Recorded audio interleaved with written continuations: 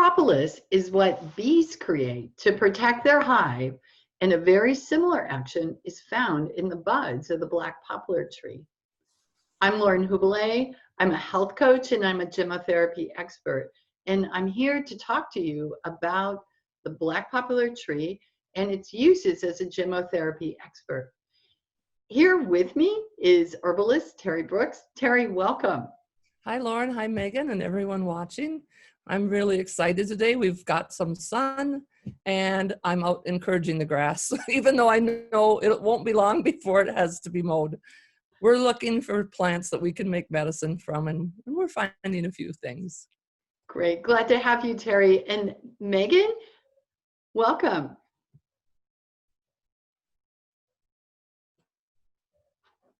Hi, Lauren and Teri. It's wonderful to be with you. My name is Maegan Lemp, and I practice acupuncture and gemmotherapy.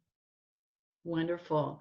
So I've called these two friends of mine and colleagues together to take a look at black poplar from three different lenses. And Teri's going to share with us what she's learned about black poplar as a tree. So Teri, what can you tell us? It's the fresh buds of the tree that we're using for the extract, right? Right, that's correct. Poplar is in the Populus genus, so its Latin name is Populus nigra. It's the same botanical family as willow, but also aspen, cottonwood are very highly closely related to it. This is a deciduous tree. It can grow up to 100 feet tall. It prefers sun to partial shade, and the leaves are triangular or heart-shaped with a little jagged notched edge on them. I had one here I was going to show you, and I don't know where it went. Anyway, the male and female flowers are growing on opposite trees. So this is considered a pioneer tree. It grows in low-lying ground. Never mind. It grows in low-lying ground and moist situations. And it's native to Europe, North Africa, Asia, and the Middle East. This happens to be the most endangered timber in Britain because of the loss of the habitat. So when they've drained the swampy areas and so on and filled in, this tree has kind of disappeared. So it's quite endangered in Britain. The buds of this tree spiral around the twig, which is somewhat unusual because often we see opposite or alternate, but these go around the twig. You can just kind of pattern them up and down the branch like that. When you break off a bud, it's quite sticky, especially this time of year in Minnesota. It's sticky. It's almost like getting pine sap on your fingers. And that is a good sign that there is this propolis that the bees use to protect their hives. It's also very balsam-like smelling. So in Minnesota, on a warm day in the spring, you can smell this in the air. The male catkins are reddish brown and they hang down while the female catkins are upright and they're kind of yellowish green. The fruit we call it the fruit, but it's the snowy white cottony stuff that blows through the neighborhood every summer. Most people are really annoyed by it, but the bark of this young tree is usually whitish and smooth when it's quite young, and then on the older trees it can be brown and sometimes has deep dark black or dark brown furrows or fissures in the bark. It looks very different than a young tree once it's older. This is a food plant for many kinds of caterpillars of moths, and it's an early source of nectar for the bees and insects, and the birds are what eats the seed. So I don't know if you can see this. Yeah, there you go. See how notched the edge of that leaf is. Interesting. Oh, that would be sharing that. Yeah. Good. Well, what about historical uses for this tree? Anything interesting you can share? Oh my goodness. You know those Greeks and Romans and their mythology. They've got stories about everything. And sometimes you read partway through and you go, oh, this is cool. And then you go, what? So the story that comes with this one is that there was a guy named Phaeton, and there was some disputed parentage, let's just say. He was teased by his friends about who his daddy was. And you can read it in modern language or in ancient Greek, but he was very curious to know who his father was. He contacted his mom. His mom said, your dad is Helios, the sun god. And so he went to his dad and asked for proof, or just show me how much you love me. Let me have a favor. And Helios was like, okay, anything. Yes, I'm really your dad. I'll give you anything. Let me drive your chariot. Well, Helios's chariot is what brings the sun around the earth every day. And he denied and denied and denied, and he kept begging. Phaeton kept begging. Finally, Helios gave in and said, okay, you may drive the chariot. But he warned him. He said, there'll be monstrous visions that you'll have, and it'll be horrible, horrible, and tried to tell him what all the problems might be. First off, Phaeton gets in, and the horses take off because they don't feel the same weight of the usual driver. They head up to the constellations, and that's the mystical, horrible creatures that he was warned about. Apparently, the scorpion lashed his tail out, and that caused the horses to go crazier yet. So they plunged toward Earth, and that scorched Africa immediately, turning it into desert. At that time, Zeus felt he had to intervene, and he threw thunderbolts at Phaeton. He fell to the ground dead. This is where it gets really, I mean, that's enough. But then his sisters were grieving so miserably that they were turned into poplar trees.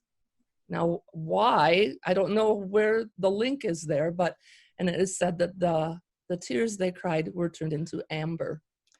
So that's the mythology. The wood of this tree is finely textured and white and soft.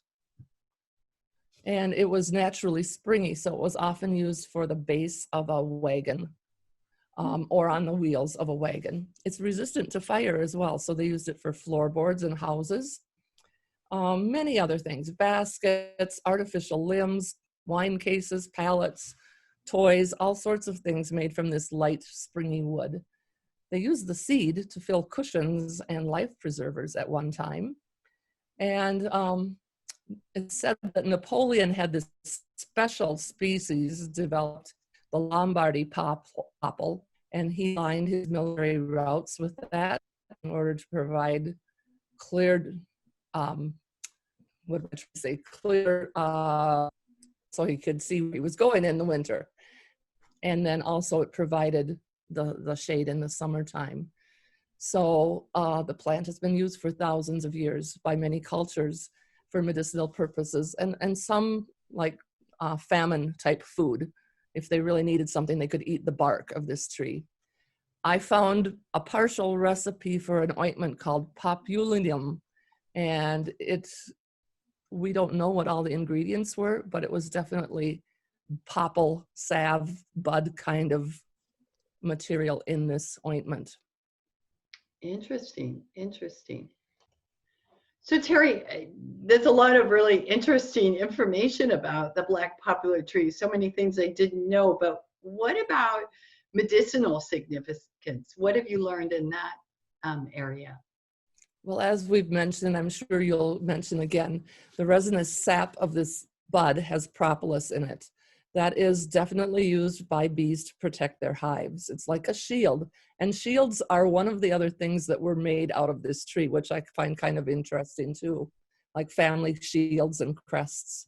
The other beneficial chemicals are salicin, which also comes from willow, and the others, part of that is what we get aspirin from. Tannins, flavonoids, and the actions of these medicines from this tree are antiseptic. So it kills germs, it's anti-inflammatory, diaphoretic, meaning it will cause you to sweat. Diuretic, it will cause you to eliminate extra fluid. Expectorant, I think we're looking at that really pretty seriously to help you cough things up. It does have a lowering of fever kind of effect, but mild. And it's stimulating and toning to the tissues. It's been used historically for treating bronchitis, upper respiratory symptoms, stomach, liver, and kidney disorders, rheumatism, arthritis, gout. I mean, almost every body system looks to be influenced by this plant. Also, they would use it externally, as I mentioned, in this kind of an ointment under the nose and around the sinuses, on muscle pain and so on. Native Americans have also used this for skin problems, lung ailments, including whooping cough and tuberculosis. So we get a good indication of what we might be using it for.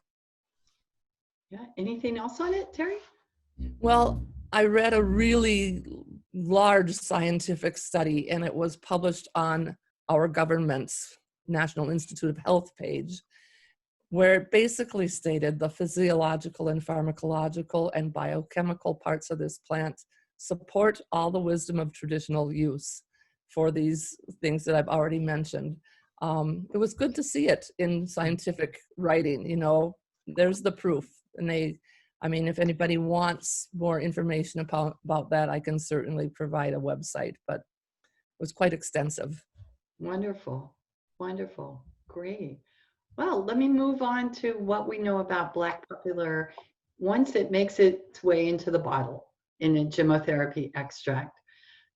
This is a really important extract that we're talking about right now because there is a virus that is causing a lot of respiratory inflammation, and it's of serious nature. But it's also going to be an important extract that we remember every flu and cold season.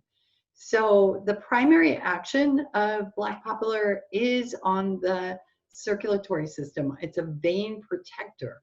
It's a harmonizer, though. This is what's really important. It's a harmonizer of the arteries, particularly those in the lower part of the body, from under the arms, in your rib cage, downward. And it improves the fluidity of the blood, which is really important when we're dealing with inflammation and infection in the lung area.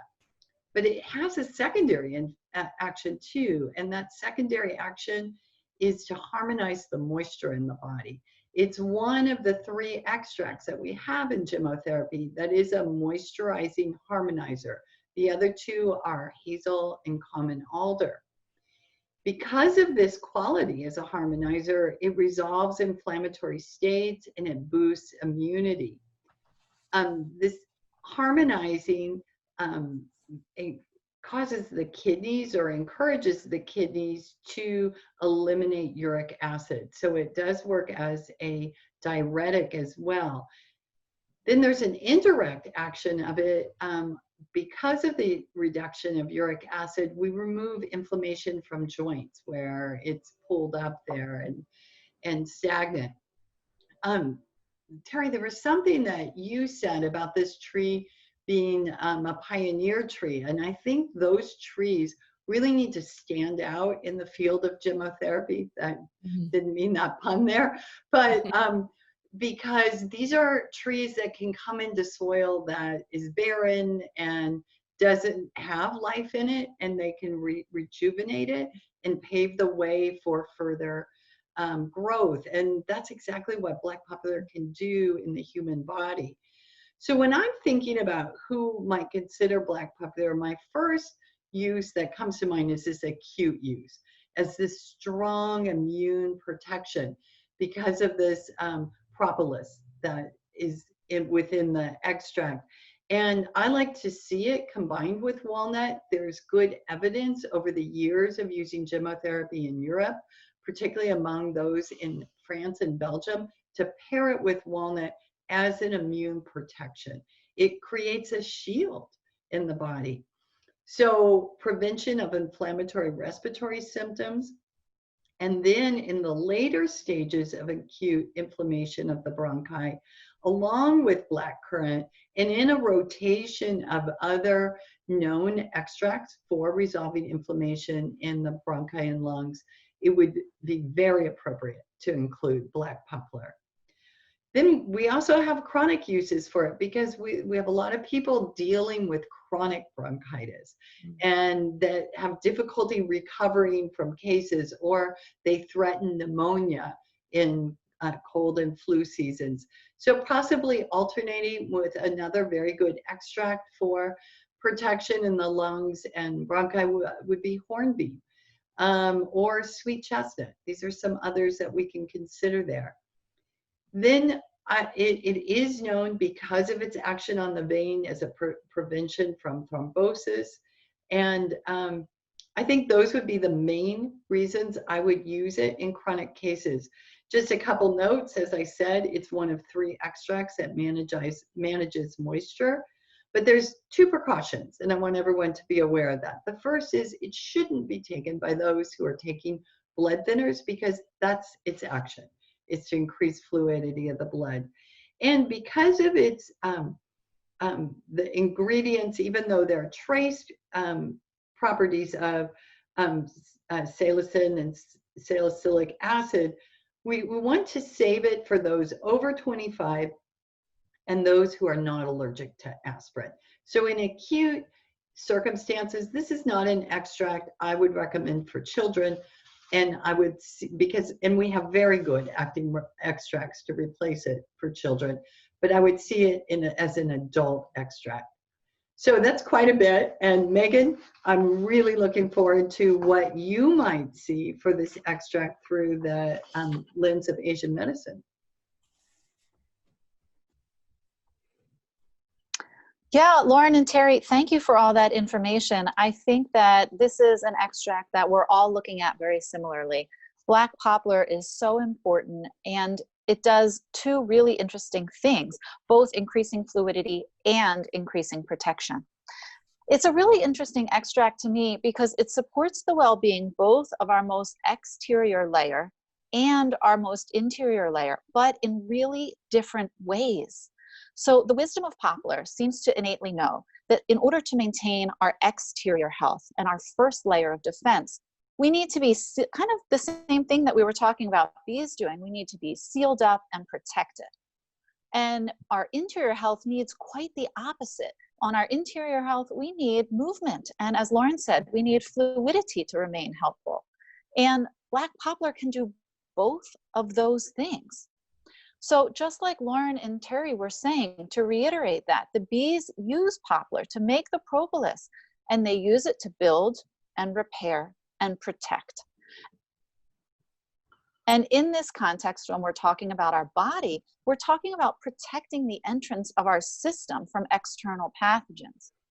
And when we talk in Asian medicine, we have a really similar way of talking about the body's first layer of defense. And we call that wei, W-E-I. And wei is a form of qi, and it acts as a gatekeeper for the system. It's a surface layer of qi, and just like all qi production is always a function of the digestive system. However, it's the function of the lung energy that's responsible because it has the ability to spread the wei qi throughout the exterior of our body. And that's what allows the sealing up and the protecting of what we can think of as the cracks in the walls, so that we can really have a sturdy first layer of defense. Again, similar to how the bees use it and make propolis. So when an external pathogen does enter our system, if our wei qi is strong, we will see the symptoms most likely remain pretty minor. If it progresses a little further, we're moving past what we call the exterior of the body, the layer of wei qi, and into the interior of the body, which is controlled by qi and at a deeper level, blood.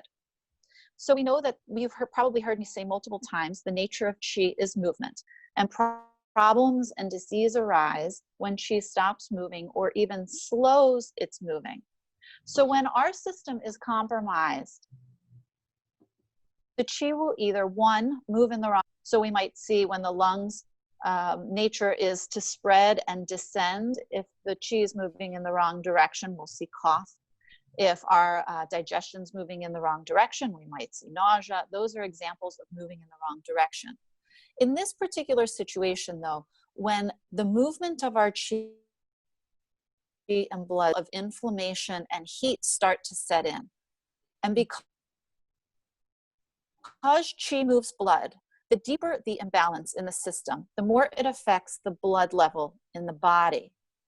And we know that blood provides the nourishment and the moisture for the whole body. So we can see that when inflammation and disharmony move deeper, we need an extract just like black poplar, at least at that time, to address and reestablish the smooth movement of the blood. And therefore it supports us in a deeper way. Oh, wow. Maegan, that was fantastic. I learned so much, and it really brought all this together. Thank you so much for your contribution. Beautiful ladies, lovely talk about Black Poplar. I so enjoy spending this time with you. If you're listening, you want to learn more about Gemmotherapy, I'd love for you to head over to my website. I just got a facelift on it, so please take a look around. There's lots of good stuff to learn, and I have a new book out called Restoring Your Immunity, just in time. So take a look at that. And Maegan, where could folks find out more about Asian medicine? Yeah, if you're interested in finding out a little bit more about Asian medicine or about my practice, visit my website at acupuncturist.com. Great, Maegan. And Teri, what do you have to share with everyone today? I'd like to encourage you to find this old book, Tree Medicine, Tree Magic. It takes a look at trees from a Celtic and Druidic perspective. A little bit of magic. We all need some magic, right? Yes. Ladies, it's wonderful being with you. Thank you, and I look forward to our next recording.